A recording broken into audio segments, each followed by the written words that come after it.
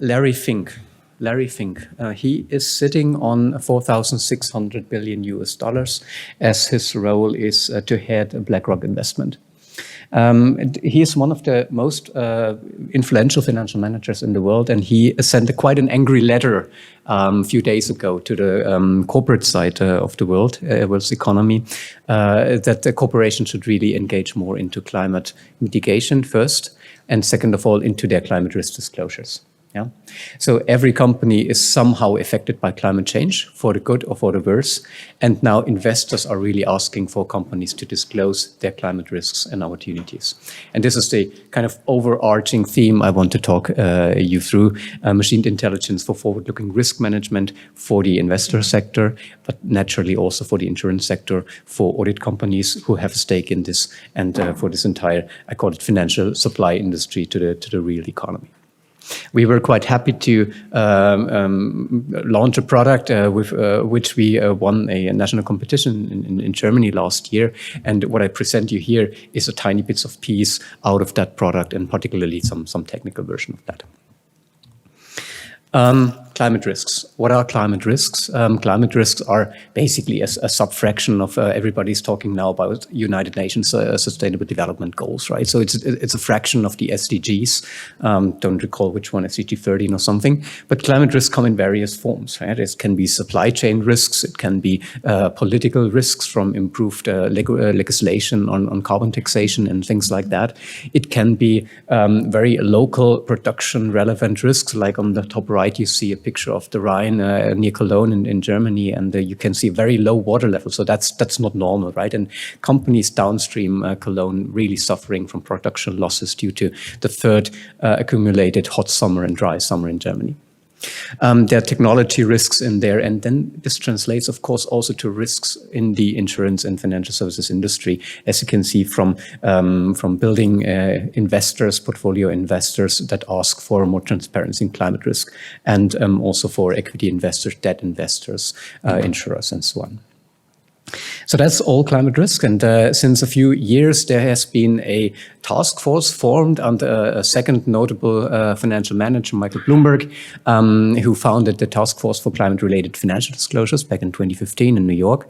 And since then it developed as a quasi-standard for those sorts of risk analysis and investigations, and it's the Task Force on Disclosure of the risks. So basically what those guys want to do is they want to enable a system where you treat climate-related or sustainability-related risks as a whole in the same way as you do financially related risks, right? Disclosing them in annual, quarterly, what you have, ad hoc statements, make it public. And here you can see how the framework in a most top level view would look like. Yeah, you have risks on the left-hand side. Physical risks refer to extreme weather events. They refer to sea level rise, yeah, chronic events. But then also the very interesting thing of transition risks. And this accumulates everything that is not related to really the impact of extreme weather. And thanks, Nicole, for this brilliant talk on that catastrophe view before. Transition risks is more focusing on, well, politics is setting a regime of legislation, of carbon tax, for instance, and how does this mitigate, how does this propagate through the economy and through the balance sheets of the companies. Then also technology, market reputation. Yeah, if you're Joe Kaeser from Siemens and you decided to supply an Australian coal mine with a state-of-the-art milling technology a few years back, and now the climate discussion really took off, and you're offended by the global community by why are you supplying Australian coal mines with technology, dear Siemens, then this is a reputational impact. And if some things like that accumulate, companies have a problem. So TCFD is trying to push companies to disclose those risks. And I want to walk you through a particular element of this risk nature. And here we again see, as we could also see from Nicole's talk, a penetration through multi-layers of risk. So it's not only that we are observing or investigating the impact on of a certain event on a certain company. Now, here I like to talk about supply chains. And supply chains are several, because it's chains, they're naturally made up of an interacting network of companies and effects. And for instance, when you're talking about the risks in supply chain, then we have OEMs on the right-hand side that purchase from suppliers. And the risks for OEMs themselves, they are a bit controllable, right? You can insure, you can mitigate, things like that. On the supplier side, the risks are not necessarily controllable because you have not a mandate to enforce necessarily the suppliers to adhere to certain insurance coverages and so on. So there's business interruption risk, there's regulatory, reputation, litigating market risk. A lot of different things can happen there. So if you want to quantify what is the financial impact in that scenario on a company in order to kind of quantify the risk of debt financing, the risk of equity financing, the risk of insurance, what do? TCFD rightly suggested companies should do scenario analysis. Yeah, you know that from banks, stress testing for liquidity stress situations and things like that. And here we are in the same situation that we want to do scenario analysis now for the broader realm of the sustainability risks, or here's the climate risks.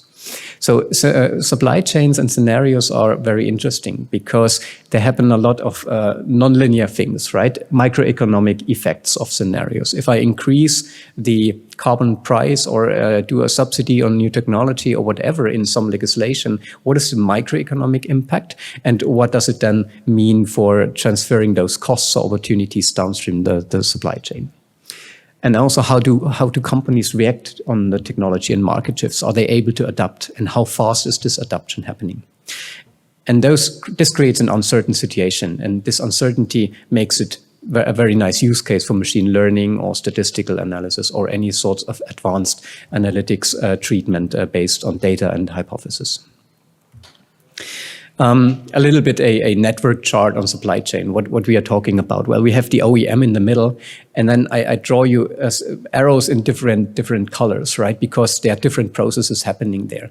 If you're thinking about climate impacts as only natural impacts, physical impacts, well then, okay, this OEM is situated somewhere, it has a long lat altitude coordinate, and there are some climate models that predict you what will happen under a certain emission scenario, and then you can calculate risks for, as Jeff pointed out very nicely in the introduction, by usual methods, the Reno methods, for instance. You calculate the impact of extreme weather events and things like that. But there are also more impacts on the social side, yeah? Like the legal impact graph would be that this OEM is again situated in some legislation. This legislation, maybe a country has signed the Paris Agreement, thereby said that it will decarbonize, let's say by 2050, like Britain did recently. And so the company might experience some impact on that. And there is a supply chain impact graph, very indicatively only by tier 1 and tier 2 suppliers on that slide, which I will go a bit more into detail. And I want to show you a little bit a toy example of how you can approach this problem.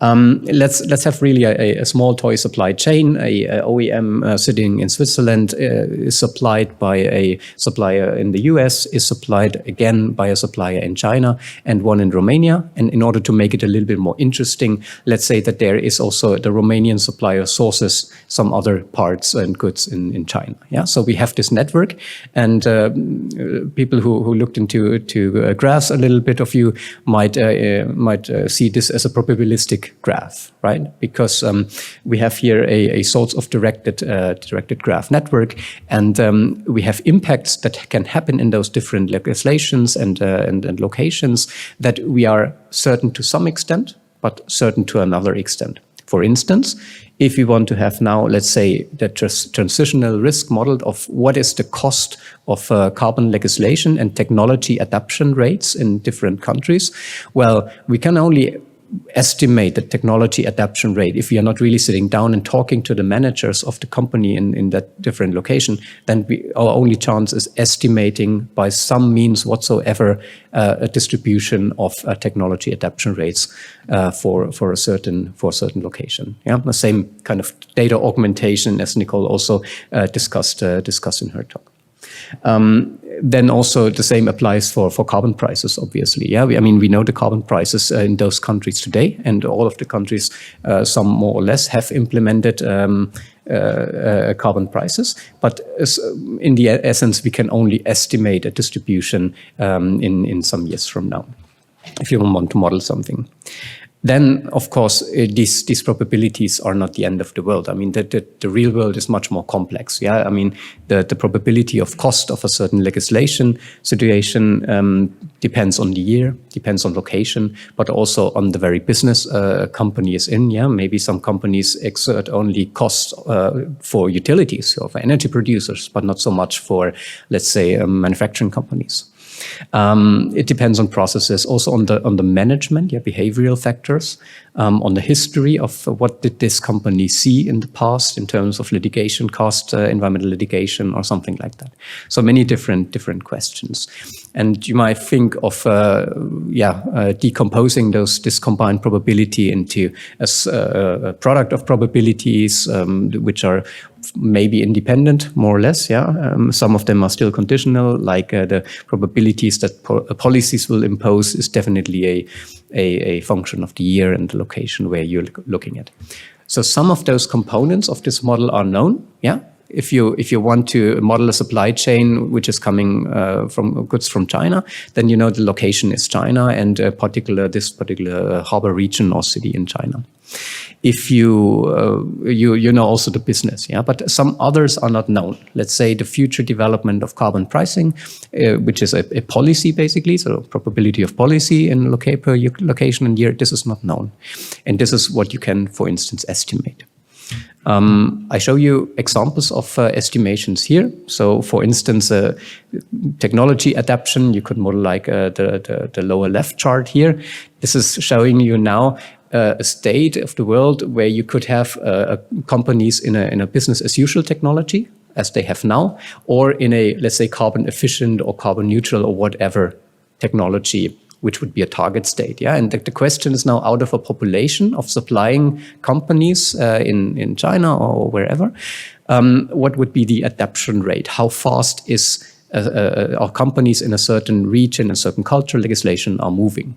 So this is a cumulative probability distribution for companies in certain areas, and we just modeled here the US companies are reacting a little bit slower, the Chinese, Swiss companies a bit faster, and Romania a little bit in the middle. That's our assumption here. And on the right-hand side, you see probability distributions for carbon dioxide prices. The top panel shows you the situation close to now. Still, there are some years to go there, so a little bit elevated compared to today's observed prices.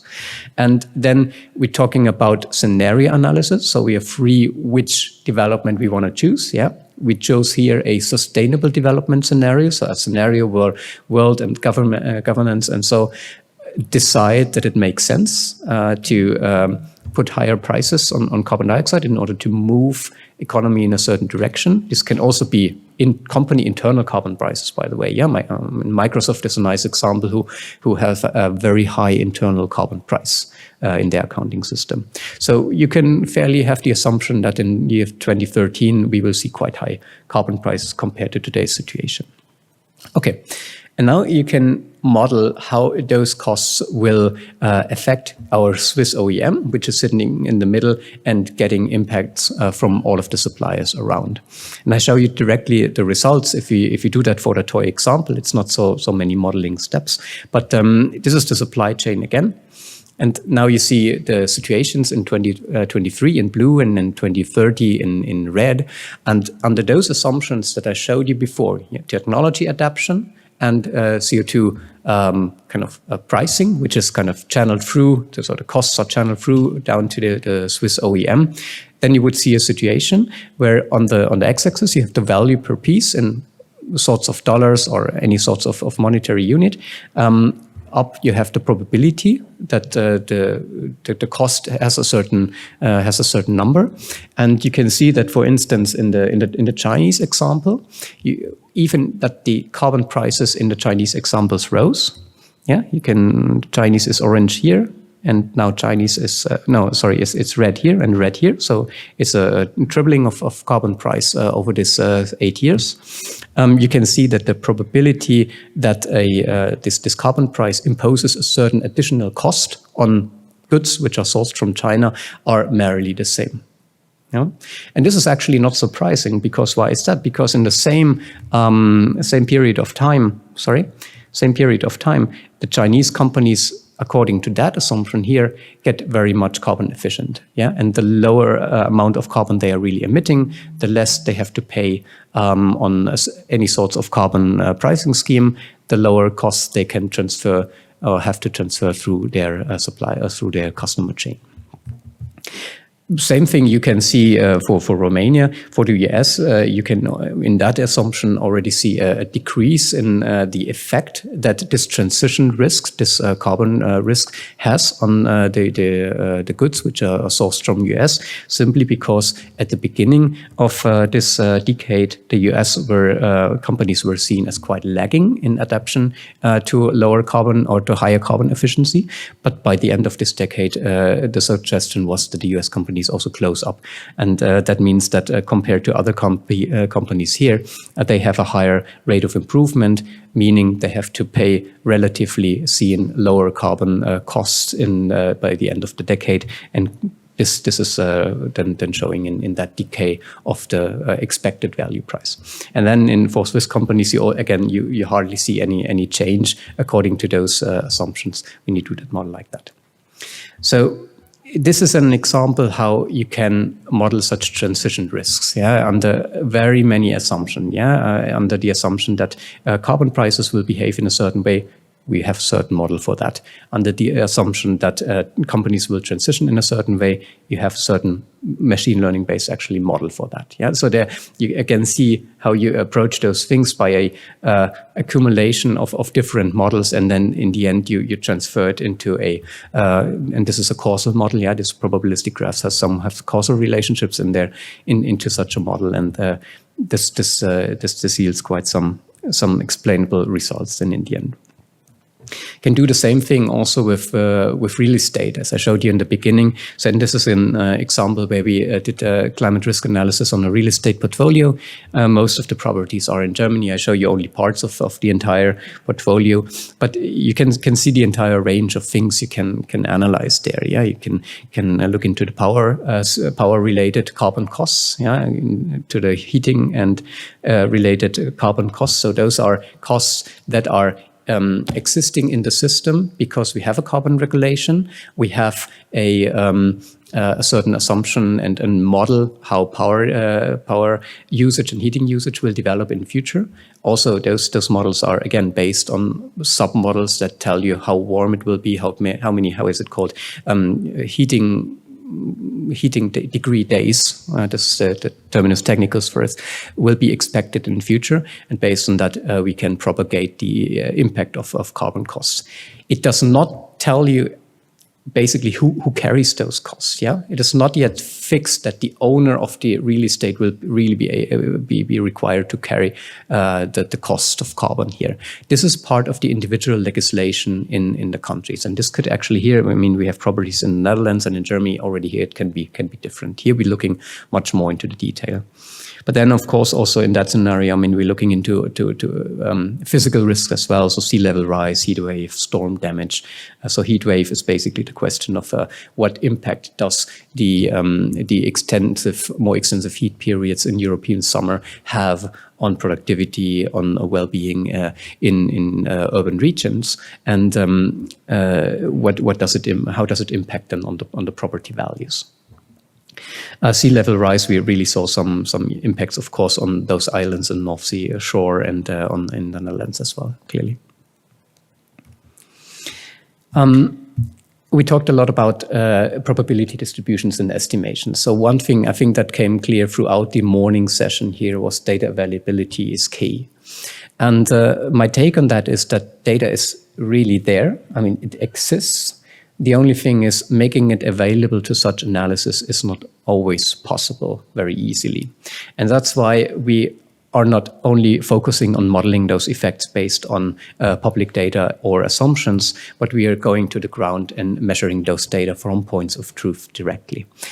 Because the enterprise data systems today are a limitation. If you want to go to companies or to real estate owners and ask them for a concise view on their energy bills or material purchases over the last year in order to do a scope 1, 2, 3 calculation or to do climate risk assessment, you have a high chance that people say, oh, okay, we only have to consolidate this and we didn't do the exercise, and this is all dumped in very many different data sets. Of course, this is a problem, but we can solve this problem by technology. And the things that we develop are hardware technologies as well. Here you can see an example of a power distributor for construction sites. One of the things that the first thing you put when you take a shovel in order to start a construction, you put a power distributor there because everybody needs power. And we made those things intelligent in order to really count every single kilowatt hour that is going into a construction site, and also by RFID technology record which subcontractor really uses that kilowatt hour. This has implications for the ESG legislation or for the ESG related billings of the site owners, very strong, because when you're using, in German legislation, when you're using power on such a site for yourself, you have certain subsidies, whereas if you sell the power to subcontractors on a construction site, you don't have the subsidies. So there's really a tax relevant case behind that, and of course the ESG relevant case in order to coming to a building finally where we can when you hand over the key, when the building is ready, say, okay, this was the entirely measured carbon footprint of that building, everything that went in, kind of cement, electricity, heat, we all measured it. And here we have a clear carbon footprint of this building. So this is how we tackle this data problem and generate just the data by ourselves that we do not find anywhere else. That's on the right-hand side is a different case, also a construction site where we go deep into the data and be able to take out the staff availability on a construction site in order to take this was part of a scope 3 calculation on that site. In matter of time, I like to close here. I think the slides are distributed after that, so I like to stress again that aggregations and probability estimations and things are nice. Points of truth data really beat everything. And in your own interest of your modeling activities, I think the best you can do is go to point of truth data, go as closely to the original data source as possible. And I think the progression in enterprise data systems that we see is really giving this opportunity. But I mean, especially for larger companies, it admittedly takes some time until data is really nicely available all over the enterprise. Otherwise, my take from machine learning on those exercises is that it can very strongly help in data augmentation. If you don't have the points of truth data, then you need to augment data. And I showed you a little bit, or told you a little bit of what we are doing there. And also on scenario analysis. This is the larger part of my talk, which I wanted to walk you through. So thank you very much for your attention.